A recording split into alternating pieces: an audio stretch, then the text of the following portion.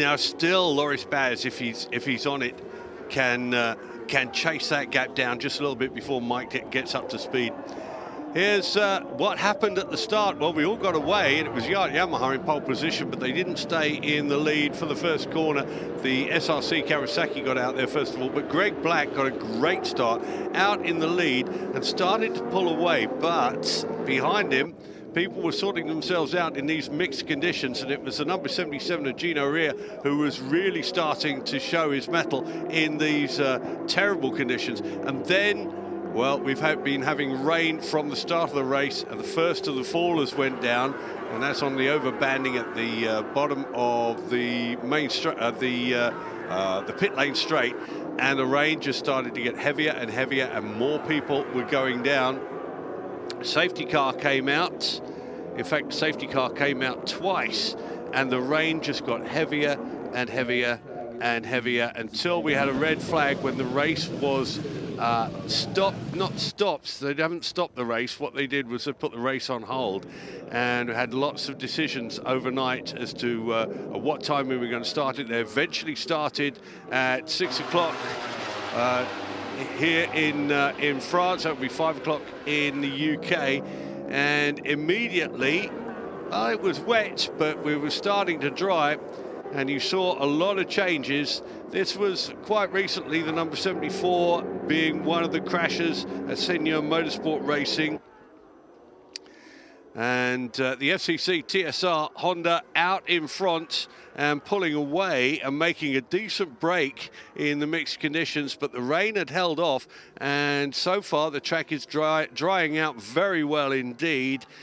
Changes at the moment, not too many in the past half hour, but the battle has really started to open up at the front. Mike D'Amelio now out on the bike as Freddie Foray has come in. That gap was 1 minute and about 23 seconds. The gap between first and second now, Mike D'Amelio on the FCC TSR bike, and Loris Baz on the number 7 Yacht bike. That gap is down to 5.2 seconds. Loris Baz last lap 2 dead. Mike D'Amelio on a sort of tentative lap, 2:06. And you can see the FCC team standing there all pensive, arms crossed, not very happy by the look of it.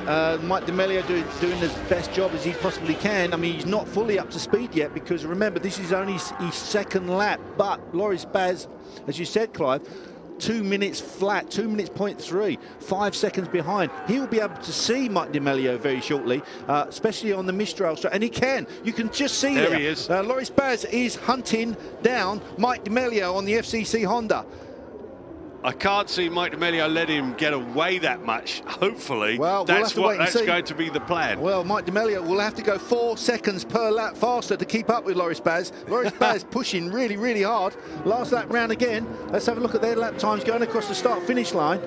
That's literally a 2 minutes flat. No, 1:59 for Loris Baz and 2:03.5 for Mike D'Amelio. Now, Mike D'Amelio will know that Loris Baz is catching him on his board. He just had a look across to his board on the pit lane, realising that Loris Baz is catching him hand over fist. Look at that. You can see Loris catching him so quickly. Now, what's Mike D'Amelio going to do? Is he going to make a decision whether to try and hold on to the back of Loris Baz? Of course he is going to try to do that. But look at Loris running outside now. Can he go up the switchback? He doesn't quite do it. I've seen Mike D'Amelio just hanging back there and trying for the inside, pushes Mike D'Amelio offline. Wow, good stuff. Now Mike D'Amelio now has got a hook on the back of Loris Baz. He'll get a toe off him onto the back straight on the Mistral straight. Tucks right in there. You can see Loris Baz is a big lad, so he should be able to get a nice bit of slipstream off him.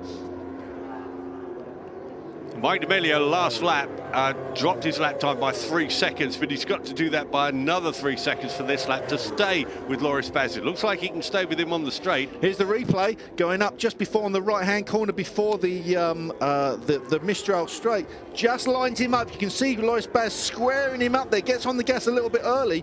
Mike D'Amelio goes out a little bit wide.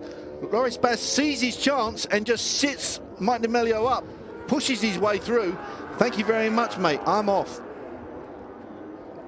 So Loris Baz on the case.